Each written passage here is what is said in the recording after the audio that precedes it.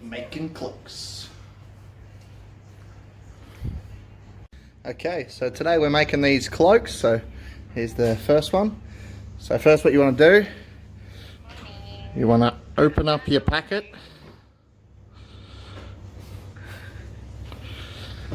And unfold it and make sure everything's in it.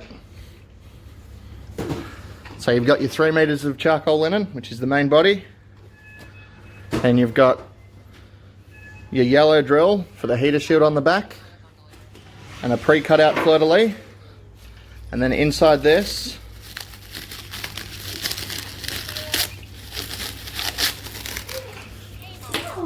you should have 2 belts, 2 D-rings, and 7 rivets. You only need 6, but you've got an extra one there just in case. Like Lego. Like Lego or IKEA furniture. Alright, we've got 3 meters of charcoal linen. So you want to fold it in half, so you have 1500 square. And lay that out on the ground somewhere nice and flat.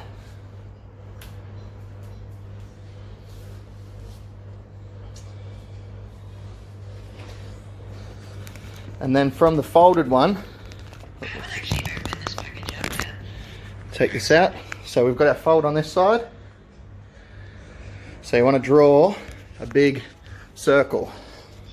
We have our circle drawn. We have the circle drawn. We're going to measure the head hole. So this is your folded piece of fabric, and that's at the bit when it's folded at the top. So we're going to do, my head hole I did 15 centimeters as the radius, so you can do bigger or smaller depending. So you want to go 15 centimeters and add 2, so go 17. Measure in from the side and mark. And then from that you want to hold on 15 on that mark, and you want to do a circle.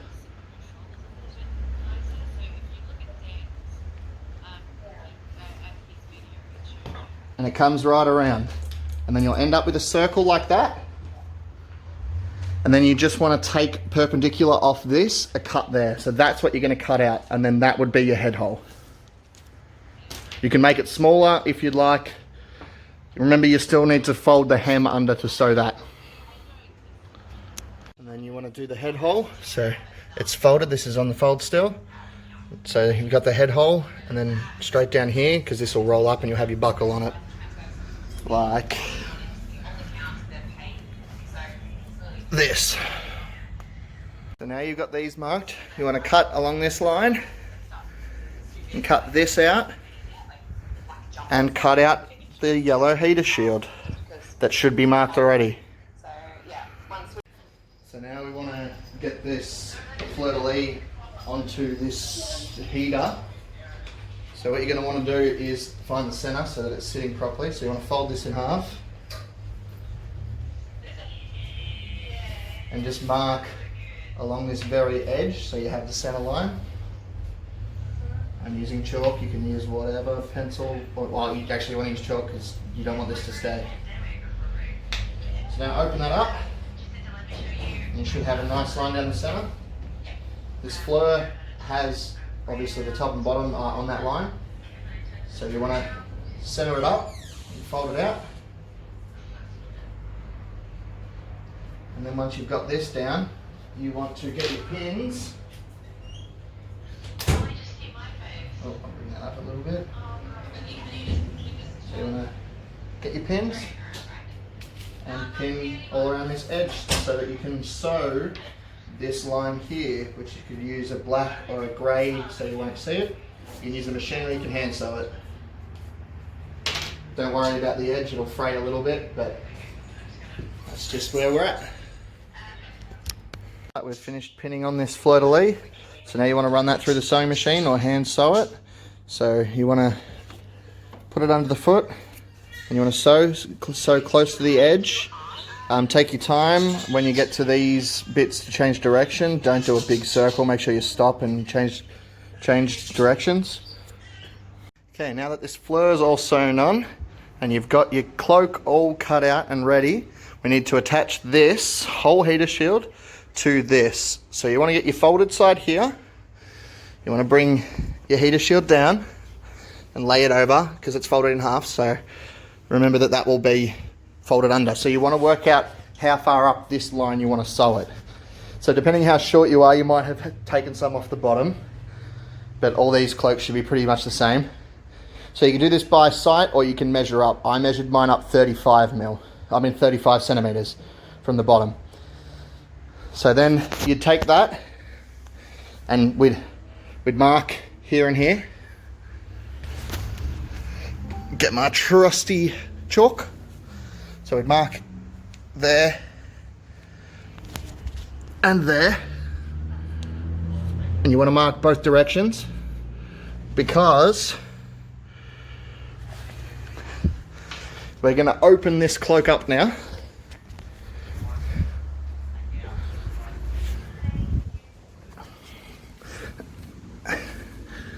And using, so once this is nice and flat,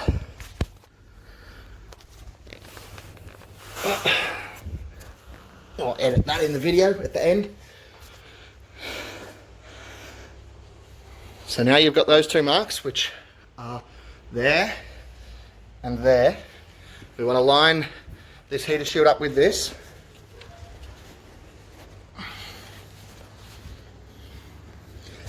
Alright, as you can see, we've lined it up. So now we want to take our pins and we want to roll under this hem the whole way around. So if you just bring it in just a little bit, try and keep it even so that the heater stays the right shape. Alright, now we've got this all pinned on. We want to take it over to the sewing machine or the hand stitching, whatever you're doing, and sew the bad boy on. Now we're sewing the heater on, so you want to sew along that edge and stay nice and to the side. You could pre-hem this beforehand so you don't have to roll these under, but I do it this way, so that's what you're getting shown. So you want to sew along all of that, and later on as an accessory or a little emphasis bit, accent, you can put some heavy stitching along this line. Give it that nice medieval look. Okay, now that heater shield has been sewn on, as you can see. So now we want to work on the hemming. So this is the head hole and the two sides. It'll still have this stuff on it. This stuff. So what you want to do is the two sides. So we're not going to hem the bottom on this one. So all the way across the bottom, which is your cut, you want to leave that and not roll it. But what you want to do is you want to run a stitch about 1 centimeter up from the bottom the whole way along. So run the whole thing through your machine. That's so that this end will fray, but it won't fray. This end will fray, but it won't fray past your stitch. So then you'll end up with this nice looking bit that's like that on the end, and it'll look more weathered, and it'll also make sure that it flows free, because if you put a double fold on the bottom, it won't flow as freely, so you won't get that sweet swishy cape look, which we all know looks badass. Okay, and so this front, so you got your head hole. So from this side you want to work down on this white stuff, so you want to roll the white in and then roll it one more time, and you'll get this. Oh, where are we? You'll get this little hem, this little seam bit. So you're going to want to do that the whole way down and pin that.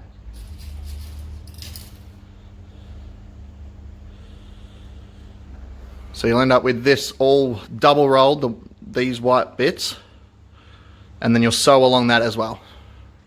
Got a bit more of a close-up of this hem. So that's the head hole. So we're going down the front. So here it is, double folded and pinned.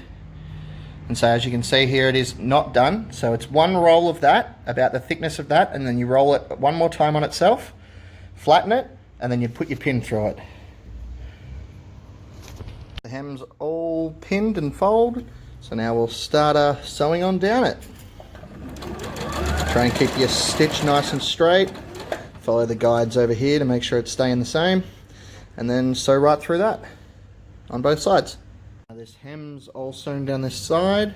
So we want to take across this whole bottom of the cloak and do a sew line 10 millimeters up from the bottom, which will give you this, and you'll have a sewing line across the bottom, and that'll stop this fraying up past that mark, but leaving it free flowing still. Stitching across the whole bottom's done, so you've run this stitching line right across that whole bottom, 10 mil up. So now we've done that, and we've hemmed the two sides. So now what we need to do is we need to hem the neck hole. So the same as we did before, except it's a little bit more tricky now because it's curved.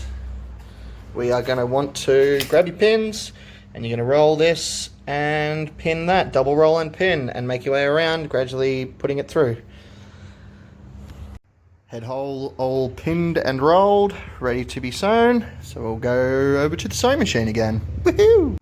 All sewn. Now we need to get these bits and roll, pin, and sew them. So there's one rolled. These are all sewn. So now it's time to attach our belts. So these belts, you want to chuck them in some lukewarm water for a couple of minutes, because otherwise when you bend them, they're going to snap along that on the edge. So to make them a bit more pliable, so we'll just chuck them in the water for a minute or two. Not even, probably 30 seconds will do. And then we'll take them out. Okay, we've taken them out of the water. They're nice and pliable now, as you can see. So we want to get the D-ring. Put the D-ring around this. Fold it in nice and tight. So you want to line these holes up. And so you want to get an awl. And if you don't have an awl, you could also use a toothpick or a small drill bit or something, or a skewer, something that you can stab through, even thicker sewing needles, so that you can stab through to make sure these holes line up. You want to force it in, spread the holes a little, but these ones are already done. So then you want to come down to your fabric, and on these little bits, you want to wrap this around that, nice and on the edge. And then you want to get your awl or your skewer or whatever and push it through so that you come through both sides. And then you want to get your rivet. So you got that, you pull that out, there's a hole in the fabric now while you're holding. So you want to put your rivet through, you'll see it come through the back. You want to put the cap on that, bring it over to something hard. It doesn't have to be an anvil or whatever, but a bench would do. You want to put that on there. If you have one of these, you can put something so it's like a dome, sort of leave the dome, not destroy it.